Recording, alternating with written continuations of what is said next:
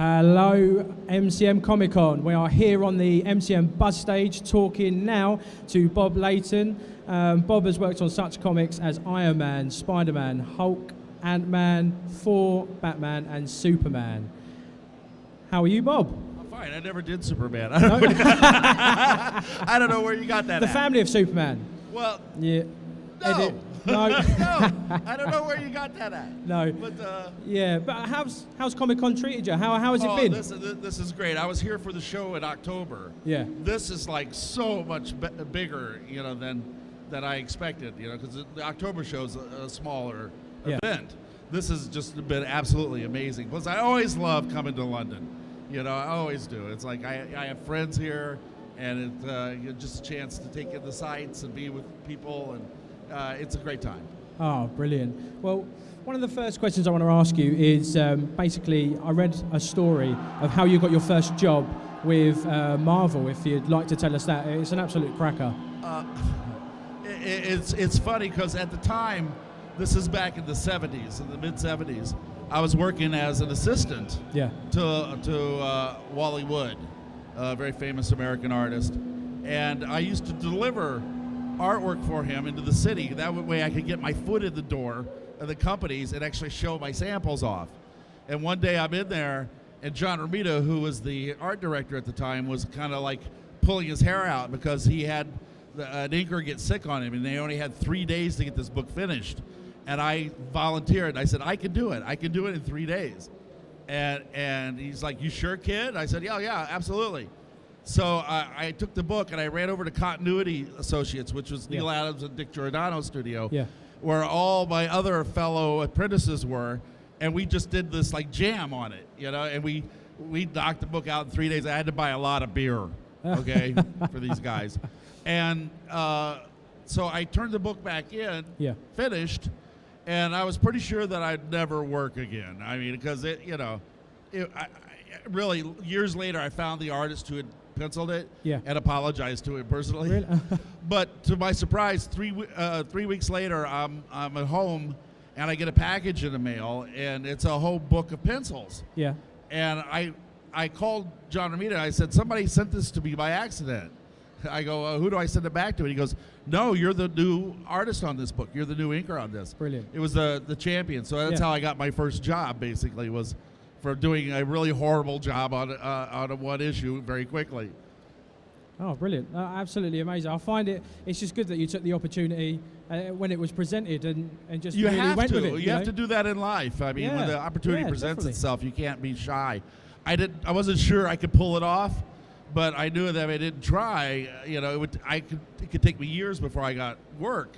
Yeah. I mean, it was a calculated risk, but the fact that back then they were much more cognizant of deadlines, so it was a good thing that I made the deadline. That showed them that I could be reliable. Yeah, that's it. Brilliant. Obviously, Iron Man's been your main thing. For about 40 years, but who's counting? So what has been your favorite story arc that you've done with Iron Man? Well, I've done so many, but the ones that resonate, I think, the most with the audience has been the Demon in a Bottle storyline, where Tony struggles with alcoholism. It's considered one of the top 20 comic stories of all time, which is very flattering. It's also one of the few comic book stories that are referred to by name by the general public. Yeah. When you see interviews with people who are doing interviews with the cast of the movies or something, they'll ask about Demon in a Bottle sometimes, and that's very flattering, for me. So I got to say, with that has resonated heavily. Doom Quest has always been a very popular one too, and Armor Wars. They're like three major storylines that we did in the 100-something issues of Iron Man that I did, that has resonated with you guys and continues in print to this day. Oh, brilliant! Absolutely brilliant. So what other kind of characters have you kind of really loved to create, and also either pencil, edit, or? Well, I am co-creator of Ant-Man as well, you know. You guys have seen the movie, right? Yeah. You're welcome. David Mickley and I did Ant-Man back in 1978. We created Scott Lang. Yeah. And that's what's really just absolutely amazing, because I never, in my wildest dreams, ever imagined that he would become a major motion picture a star and a global phenomenon. Yeah, you know, I mean, if you picked all the stuff that I worked on all my career, Ant-Man, really? Yeah. Ant-Man?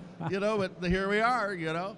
Oh, brilliant. So obviously with Ant-Man being a great movie and now a very popular movie, obviously the Iron Man movies, did you have a hand in those? Well, I worked on the first two, yeah, but mostly in the PR. You got to remember that when Marvel Studios was starting, nobody really knew what was going to come out of there, and it was very important for them to create goodwill with the fans. So they kind of brought me in, you know, to be that person, the person that kind of between the movie studio and the fans.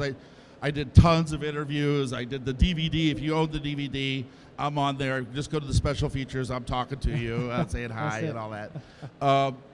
So yeah, a lot of it was just involvement. I mean, I would say, since we're here, it was a Queen of England job. You know, it was like, hello. You know, basically just. No, I wasn't involved in like creating the storyline for the movie. They asked me questions from time to time, but generally speaking, they were very, very polite to me. They were incredibly gracious. Yeah. They what people you may not realize is both Favreau and Downey are huge Iron Man fans before the movies were ever made. Downey had read my stories backwards and forwards. You know, I mean, and we talked about it a lot while I was on the set. Brilliant. And John was, he wore Iron Man T-shirts the whole time we were making this stuff. It's like, they're both great guys. That's why those movies, I think, are as good as they are, because they really tried to stay true to the spirit of that character. Oh, absolutely amazing films. I hear you have a Mickey Rourke story for us to for us to tell us that you said it was really good, and I'm really wanting to see it. What's funny about Mickey Rourke, is it was my first time ever experiencing a method actor. Yeah. And I don't, if you know about method acting, these are the people who stay in character through the entire film. And so when I got on the set of Iron Man 2, we're all sitting in the director's tent, right? We're watching the dailies and that kind of stuff as they're shooting. And I noticed that way in the back, like in the back row over there, sitting by himself is Mickey Rourke in full Whiplash costume. And I asked Downey, I go, what's that about? Why is he sitting by himself? And he goes, well, he's a method actor. And I go, what does that mean? He says, well, he stays in character through the entire movie. It's like, you're kidding, right? And I go, no, he really does. We're not allowed to speak with him. We're not, unless we're on camera. Yeah. I think nobody's allowed to talk to him or anything. And it's weird. So we're sitting there. We were actually out shooting the Monaco racetrack scenes, right?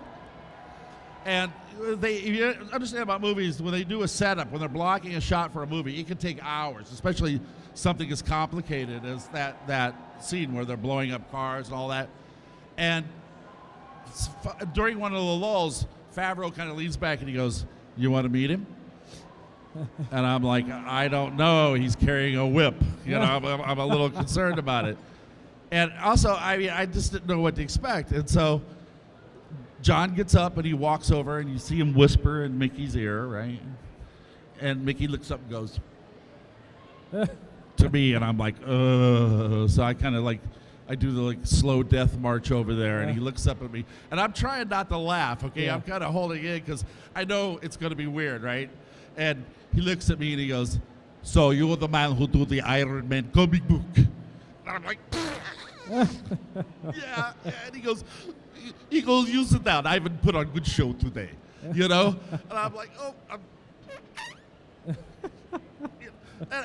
And to his credit, though, it was like 97 degrees outside. And he's doing the big whip thing, and he went and did that 13 times in that grueling heat. So I mean, he's weird, but man, the guy worked his butt off, and so I got to give him that. But I'd never dealt with a method actor, and it was just he really did stay in character the entire time. Amazing, absolutely brilliant. We've got one last question. Basically, if you could choose any character across Marvel, DC, any other comic kind of franchise, what character would you love to either write, edit, maybe pencil? I've always loved everything I've done with equal passion. Yeah. You know, whether it was like X Factor, whether it was the Valiant character, the whole Valiant universe, because I was the co-creator of that. It's generally whatever I'm working on at the moment. You know, I'm working on a movie project right now that I'm very, very passionate about. I can't really talk about it or whatever, but I really haven't missed out on much in comics. I have over 5,000 credits. You know, at a comic book database with to my name. That's unprecedented, you know?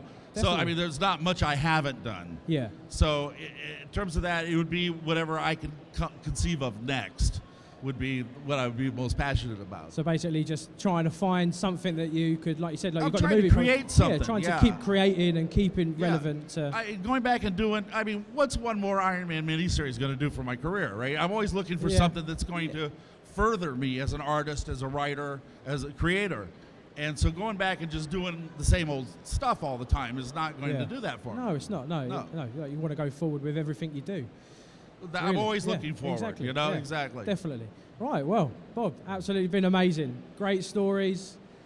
Been an absolute pleasure. I got a million of them. We don't have that much time, though. But I'm glad the audience stayed around for that. Thank you. Thank you very much, audience. Well, that's it from me, and that's it from Bob. Thank you very much, guys, from the MCM Buzz stage. We'll see you again soon. Thank you very much.